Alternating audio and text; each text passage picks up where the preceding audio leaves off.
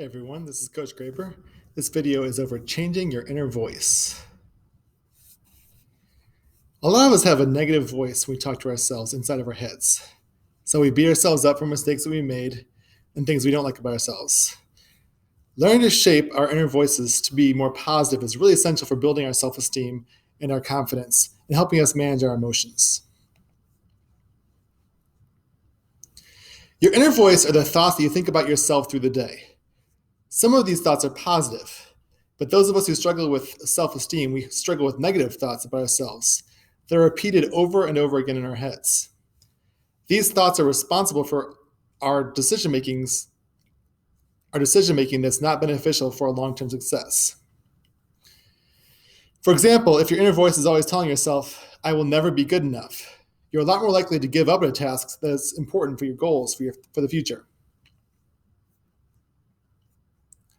The first step to changing your inner voice is to recognize your negative versus your positive inner dialogue. As you find yourself thinking throughout the day, reflect on what you're saying to yourself about yourself. Would you say the same internal message out loud to your best friend? Talk to yourself like you would someone you care about.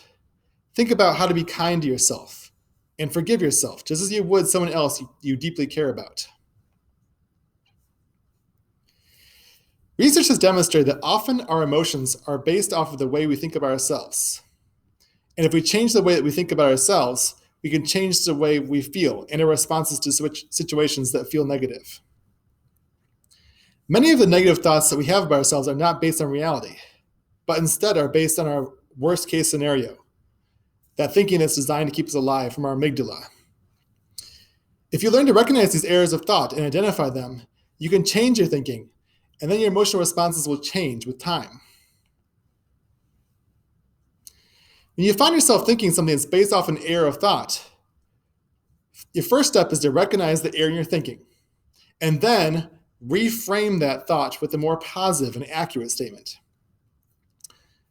So for example, if you think to yourself, I'm a failure because I made this mistake, reframe the thought to, I found that this strategy doesn't work. I'm going to try something else instead. You may have to tell yourself this statement many times before your thinking begins to change. So it requires purposeful thought to say, no, that's not true. Instead, here's the positive truth that is true. So there's several common errors of thought. The first is called all or nothing thinking. All or nothing thinking is a common thinking error where you feel that life is either one way or another, without accepting all of the gray in between.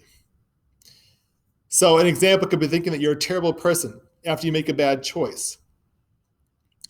Instead, realize that we're all human, we all have individual strengths and weaknesses, and we all make mistakes. And reframe your thought. Instead of telling yourself you're a terrible person, say, I'm human, I made a mistake. Another example could be feeling like you're a terrible student because you get a poor grade in one test. You could reframe this by telling yourself you just had trouble with this one concept and think of the successes you had in the past. A second common thinking error is called jumping to conclusions. Jumping to conclusions is when you come to believe something to be true without having any evidence to back it up. So an example could be believing that a friend is angry with you because they had to leave your party early.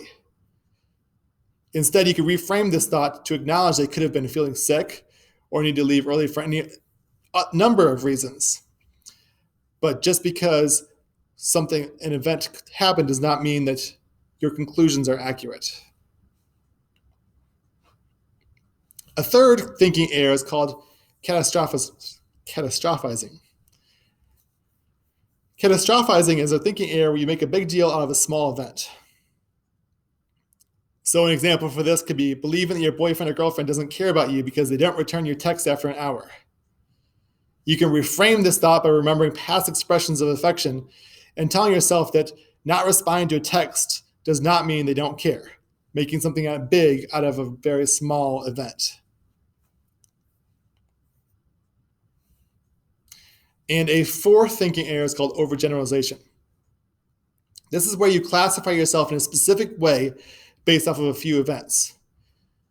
So you could think, for example, that you're a terrible athlete if you drop a catch in a big game.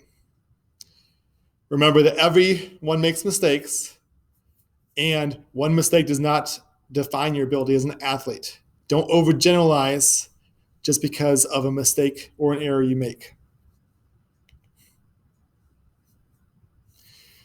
So think through these 4 thinking errors: the all or nothing thinking, the jump into conclusions, catastrophizing, and overgeneralization.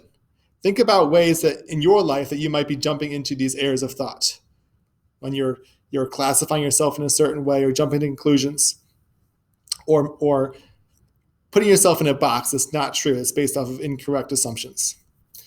And work to change those thoughts. Change your inner voice, reframe your thinking, and tell yourself, no, this is not true, and purposefully build new thought patterns in your mind. This can really help with your self-confidence, your self-esteem, and your views of yourself. And in turn, that can help you become more confident and more capable for meeting your goals. As always, if you have any questions, let me know. Know that I believe in you, and I know that you can do this.